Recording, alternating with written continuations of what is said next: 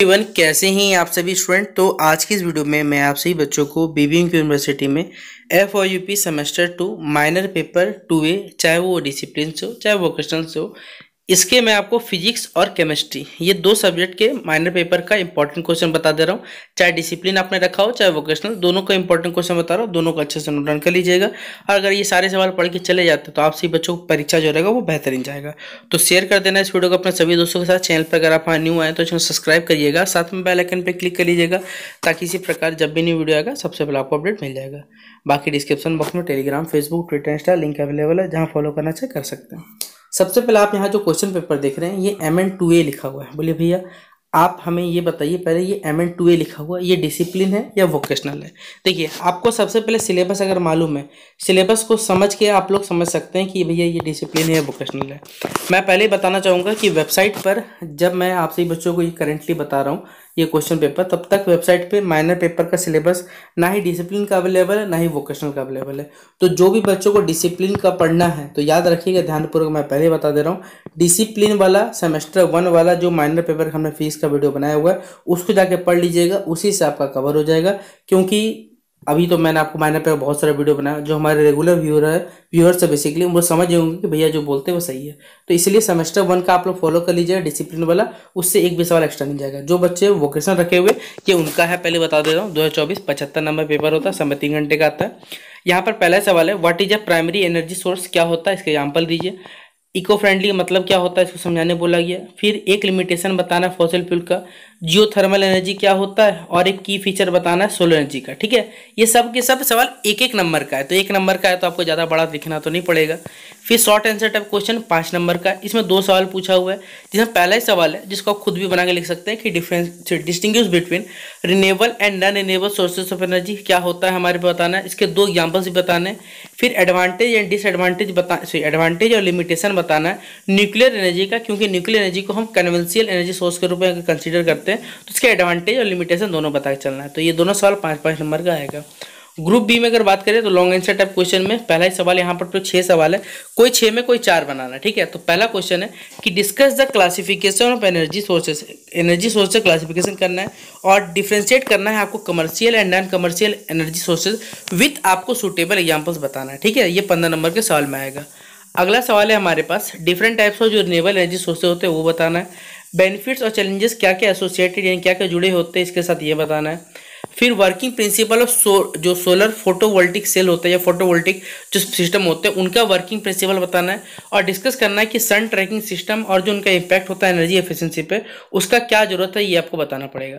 Question number 7 जो है different जो हम टेक्नोलॉजी यूज करते हैं हार्वेस्टिंग में विंड एनर्जी के थ्रू, उसके बारे में आपको यहाँ पर बताना है। साथ ही साथ डिस्कस करना है एडवांटेज एंड पोटेंशियल चैलेंजेस जो हम लोग फेस करते हैं वो बताना है। ठीक है, डिस्कस करना है geothermal and hydro energy as the, जो जियोथर्मल या फिर हाइड्रो एनर्जी है एक प्रकार से रिन्यूएबल सोर्स से एनर्जी है, इसके बारे में आपको बताना क्यों है, और साथ साथ हाईलाइट करना है कि उनमें जो टेक्नोलॉजी होते हैं जो बेनिफिट्स होते हैं और इन्वायरमेंटल पे क्या इफेक्ट पड़ता है, ये सब के सब चीज़ यहाँ पर मेंशन करना पड़ेगा आपको। ठीक है, और यहाँ पर कुछ शॉर्ट नोट्स हैं जिनके बारे में बताना चाहे बता सकते हैं आप, ये भी 15 नंबर में सवाल में आया हुआ है कि यहाँ पर देखिए कोई 4 है, कोई टोटल 4 क्वेश्चन दिया हुआ है, कोई भी 4 में कोई 2 बना दीजिएगा, 15 नंबर आपको मिल जाएगा। जिसमें पहले शॉर्ट नोट्स है, प्राइमरी एंड सेकेंडरी एनर्जी क्या होता है, बायोगैस जनरेशन क्या होता है, ओशियन थर्मल एनर्जी क्या होता है, सोलर वाटर हीटर क्या होता है। एक क्वेश्चन 7.5 मार्क्स का है, 2 क्वेश्चन बना दिया तो 15 नंबर आपको मिल जाएगा। तो इस प्रकार आपसी बच्चों का ये था माइनर पेपर 2A वोकेशनल, जिन भी बच्चों फीस रखा हुआ था।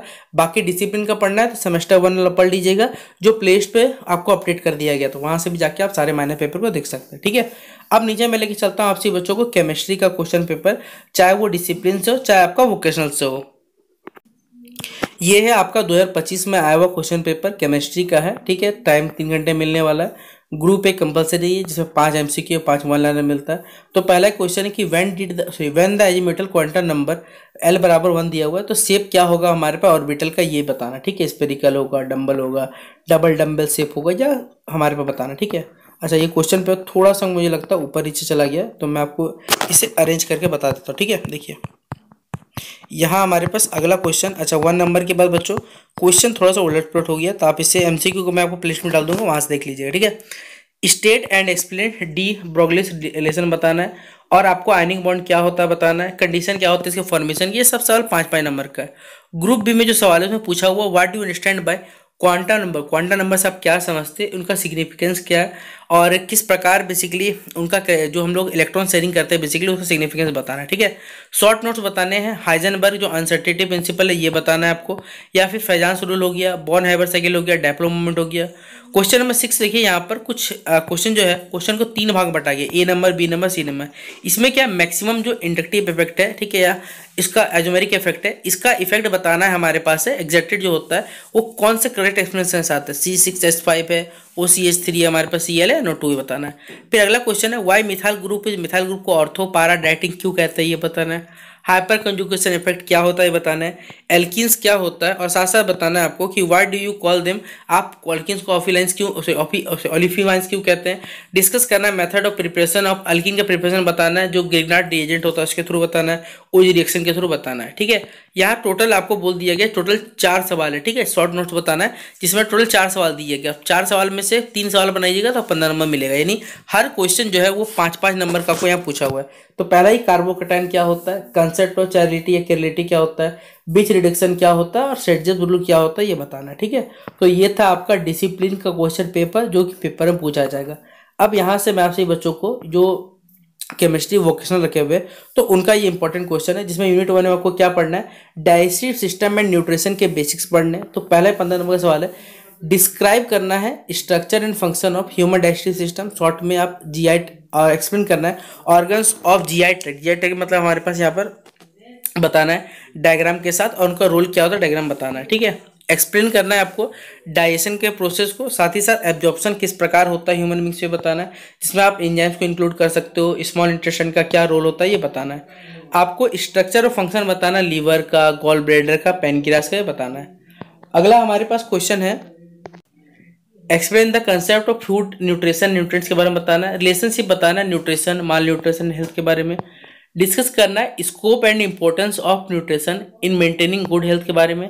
क्लासिफाई करना है food on the basis of origin, उनका केमिकल कंपोजिशन क्या होता है, फंक्शन क्या होता है, एग्जाम्पल्स क्या है। यूनिट 2 में न्यूट्रिएंट्स एंड कम्युनिटी का न्यूट्रिशन है, जिससे 15 नंबर सवाल में न्यूट्रिएंट्स को क्लासिफाई करना है, जिसमें आप प्रोटीन, फैट, विटामिनल्स को रखते हो। ठीक है, और उनके फंक्शंस को भी क्या करना है, साथ में हमारी ह्यूमन बॉडी में हर बॉडी को अलग अलग करने के अलग न्यूट्रिएंट्स चाहिए, उनका क्या इंपॉर्टेंस है या फंक्शन है बताना है। अगला है एक्सप्लेन करना है आपको कंपोजिशन, प्रॉपर्टी और इंपॉर्टेंस को बेसिकली ह्यूमन न्यूट्रिशन में डाइटरी फाइबर्स मिलते हैं, इनके सबके बारे में बताना है। अगला discuss the biochemical and physiological, biochemical physical role क्या है हमारे पे मिनरल्स का, और साथ साथ हमारे बॉडी में जो ट्रेस एलिमेंट्स पाए जाते हैं उनका बताना है। ठीक है, जिसमें आपके डिफिशियंसी, एग्जाम्पल सब कुछ बताना है। डिस्कस करना है sources of basically biochemical function, deficiency symptom क्या होता है विटामिन का ये बताना है। राइट आर नोट ऑन जो विटामिन डिफिशियंसी, विटामिन कमी होने पे क्या होता है, हाइपर विटामिनोसिस यानी एक्सेस विटामिन होने पे क्या होता है ये भी बताना है। डिस्कस करना है रोल एंड इंपॉर्टेंस ऑफ हमारे शरीर में जो जल है उसका क्या इंपॉर्टेंस है ये बताना है। हमारे पास वाटर बैलेंस किस प्रकार या कैसे करके जरूरी होता है ये बताना है। ठीक है, discuss the concept, objectives and importance of community nutrition, जो प्रोग्राम्स होते हैं जिसमें ICDS, मिड डे मील हम लोग देखते हैं, यानी जो दोपहर खाना दिया जाता है बच्चों को, इसका क्या इंपॉर्टेंस है ये बताना है। यूनिट 3 में food preservation and food standards के बारे में पढ़ना है। तो सबसे पहले फूड प्रिजर्वेशन कैसे कर सकते हैं, और आपको यहाँ पर ऑब्जेक्टिव्स एंड बेसिक प्रिंसिपल्स क्या होता है ये बताना है। ठीक है, वेरियस मेथड्स ऑफ जो फूड प्रिजर्वेशन होता है जिसमें आप फिजिकल, केमिकल, बायोकेमिकल मेथड इस्तेमाल करते हैं उनके बारे में चर्चा करनी है। डिस्क्राइब करना है प्रोसेस एंड न्यूट्राइजेशन जो एक्सेप्ट होते हैं हमारे पास, जो खाना प्रिजर्व फूड रखते हैं हम लोग, जिसमें जैम, जेली, कह सकते हैं यहाँ पर सॉसेज हो गए, पिकल्स हो गए, स्क्वैश हो गए, ये सभी चीज़ों का क्या हमारे पर जो न्यूट्रिशन एक्सपेक्ट है हमारे पास प्रिजर्वेटिव फूड का ये बताना है। चौथा क्वेश्चन है explain the manufacture and usages of syrup, manufacture syrup का यूज बताना है, टाइप बताने, कंपोजिशन क्या होता है, सिलेक्शन क्या होता है, कॉस्ट सिस्टम क्या आता है। शॉर्ट नोट्स बताना है, ये सब चीज़ ISI, Agmark, FPO, PMPO, FPA, PFA या फिर FSSA बताना। ठीक है, डिस्कस करना इंपॉर्टेंस ऑफ फूड प्रिजर्वेशन किस प्रकार हमारे लिए जरूरी है ताकि वो खाना को बचा सके और खाना आपका सही रह सके, इसके बारे में आपको बताना पड़ेगा। तो ये था आपसे बच्चों का माइनर पेपर केमिस्ट्री का, चाहे डिसिप्लिन चाहे वोकेशनल, और हमने शुरुआत में आपको फीस का बता दिया। तो शेयर कर दीजिएगा आप अपने सभी दोस्तों के साथ ताकि उनके पास ये वीडियो पहुंच सके और उनका परीक्षा जो बेहतरीन जा सके। तो शेयर करें, मिलते हैं नेक्स्ट वीडियो पे, तब तक के लिए जय हिंद और जय भारत।